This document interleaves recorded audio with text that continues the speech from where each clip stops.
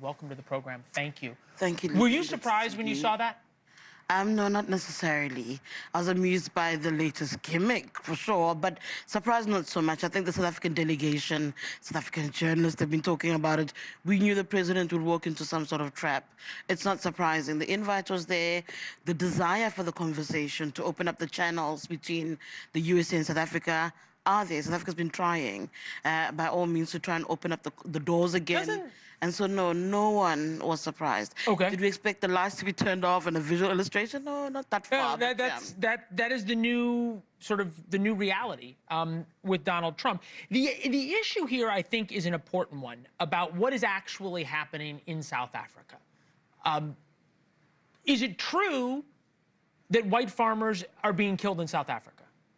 It's an interesting way that you've asked that question. I don't think the issue is what's happening in South Africa. I think the issue is what's being peddled about what's happening in South Africa.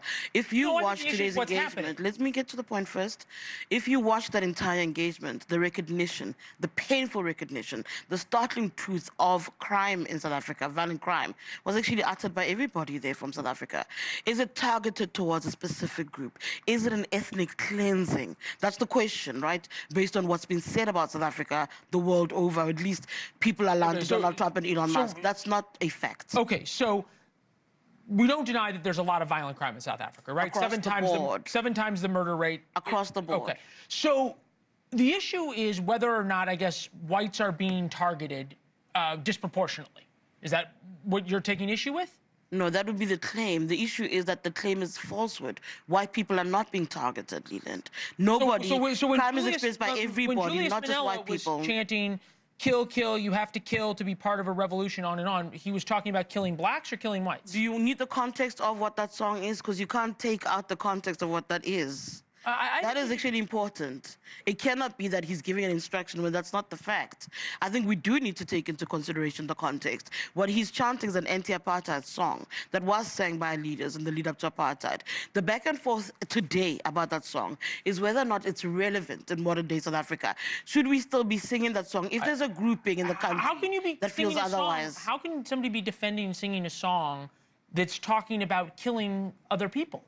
I'm not defending singing the song. I'm saying to you that's the conversation that's don't you think white farmers would be scared when they heard that song? And that's the question that's being put to Julius Malema. I said to you that conversation is happening. It's put to Julius Malema that when you do this, this is what we worry about. But when you look at how long he's been singing the song and whether it correlates with the numbers of farmers under attack, particularly white people, it's not there. People who are being attacked on the farms are farm dwellers and farm workers. That's also a reality that's got to be. If white farmers are not being targeted or white farmers are not being killed, why are so many who have big land holdings willing to give up their entire lives to come to America? Where are they? Show them to me. We had them land. Those 49 people are not farmers. There are plenty of reports from South Africa that many of those are not farmers. Those are chances. Please, again, show me the evidence. Those are people taking an opportunity. America's giving them an opportunity. You're saying they're not farmers. I'm just trying to figure this out. You're saying that your president has not in any way targeted whites, even though Elon Musk, who was there, can't get a license for his business. He was where? In the Oval Office. He was in the Oval Office. He's never been to South Africa. When was the last time Elon Musk was in South Africa? But he can't get. When was the last time he was in South Africa? His father, Elon Musk's father. I'm not talking about when he was there. No, hold on. I want to also make you understand one thing. The accusation is that many whites cannot get licenses to do business, among them Elon Musk.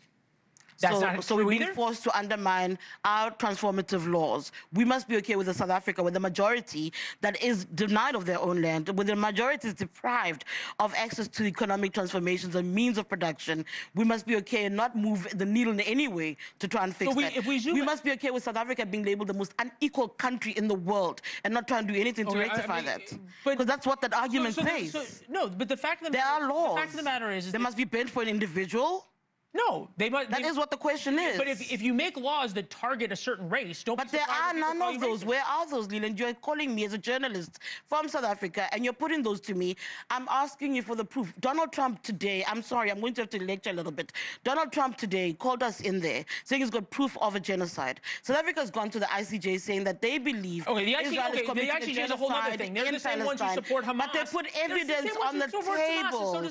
They put evidence on the table. South Africa supports Hamas. chant is not proof of genocide. Yes, it is. A private monument with fake crosses and not actual grave sites is not proof of a genocide.